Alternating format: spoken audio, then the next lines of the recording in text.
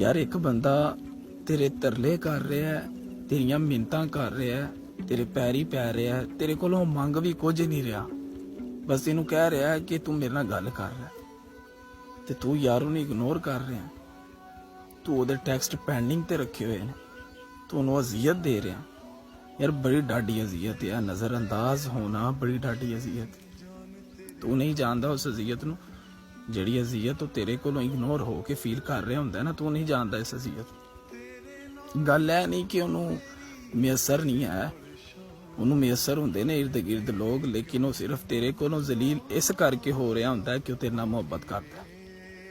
खुदा का नाम है यार, चाहने वालों की कदर कर दे। ये लोग बड़ी मुश्किल से मिलते हैं, अगर ये खो गए तो आप बहुत पछताएंगे। ये बात मेरी लिख के पास रख लें, अगर चाहने वाले खो गए तो कल को आप बहुत पछताएंगे।